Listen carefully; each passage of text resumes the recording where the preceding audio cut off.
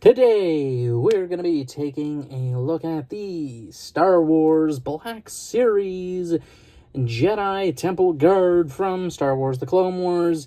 This is probably one of the cooler figures they've released as of late, and while they're really heating up, if I'm being honest, Star Wars Black Series has been on an absolute roll.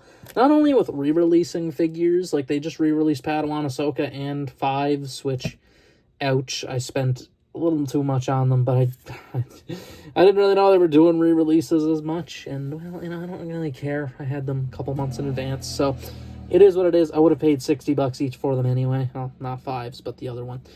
But in the case of the Jedi Temple Guard, he is a new release. I got him from Amazon the same day I got the KSI Widow, or Widowmaker I called her in the review. I like that name better than Widow. But I got them the same day. I didn't even know they shipped, if I'm being honest. I forgot. I looked, I was like, there's money missing from my bank account, and it was them. I just forgot about them. But this guy is pretty cool nonetheless. They're just really cool background characters, really. They don't do anything other than be kind of cool background characters.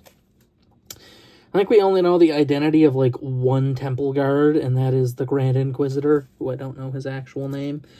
But he was a Temple Guard, before the Order fell, and, well, he became the Grand Inquisitor. So that's a cool fact, I guess, and apparently there's a head swap possibility if you want it. So that's cool. The figure does look good. He has a lot of colors going on, with this kind of light tan brown going. It's a weird color up here. It's like a tan, but it's kind of gray. It's kind of odd. This is like a beige. Does have the white going on up here on the torso with these nice gold insignias, a bit of that beige there. The head looks real good. Look at that mask. Super cool helmet. Always love the look of it. The gold just looks really good. Really crisp. Not really any missed areas on mine. They actually got them pretty good, pretty accurate. They only have the little tiny kind of eye holes, which probably not the best visibility. The hood's cool. Again, kind of has that white and then the beige kind of part going. Looks good. Has some soft goods down here at the legs. You get a nice look at those boots. Pretty generic boots. And then he has all these little things on his belt, which I like to think are like keys. I don't know what exactly they are, but they're all different from each other. None of them are the exact same. So I think they may be like keys, because they genuinely do not look the same at all. So it's a little intriguing. Honestly, I don't know what they are, but cool nonetheless. He comes with, of course, one whole accessory. That being this, his lightsaber, which looks cool. Yellow blades. Kind of wish we seen yellow blades. We're seeing them a bit more lately. But, it's a little odd because I think these guys were the first canon instance of yellow lightsabers. Obviously, they exist in Legends. Prior, there's a lot of other colors in Legends. But yellow really showed up with these guys. Then Rey had yellow, and then the Acolyte, a bunch of characters had yellow. What happened to yellow? Like, where did that go? Apparently, it's, like, something to do with, I don't know. Usually, there's, like, a whole thing. I remember as a kid, it was probably Legend stuff, what a lightsaber color meant, but green meant strong with the Force. Blue meant strong combat ability with the lightsaber itself. Purple was dark side alignment, like you're kind of balanced but closer to the dark. Yellow was like a kind of reading, like you were knowledgeable about the Jedi codes, I guess. I don't know. That's what I remember. I'm probably completely off base with that one. But lightsaber looks good. Nice paint in the middle there with the brown and the gunmetal.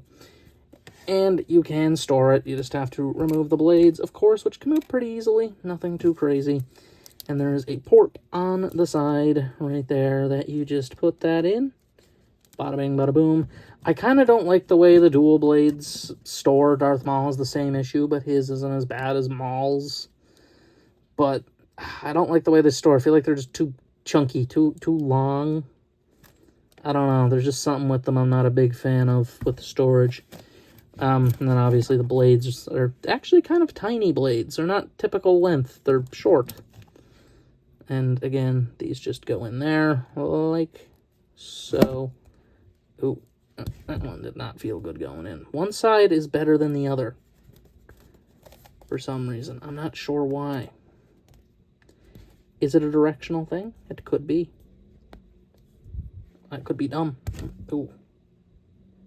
Doesn't seem like they're directional based like most others. That's a little strange. But that is the lightsaber, and that's his accessory. His articulation is semi-good, I guess. Ball joint at the head, but because of the hood, it's going to be restricted. That's just how that works. Any figure with a rubber hood is going to have that issue. Darth Revan is the figure I think of with that issue the most. Forward and back, but the forward's a little restrictive because of this rubbery section here. It kind of goes over. You can move his arm out.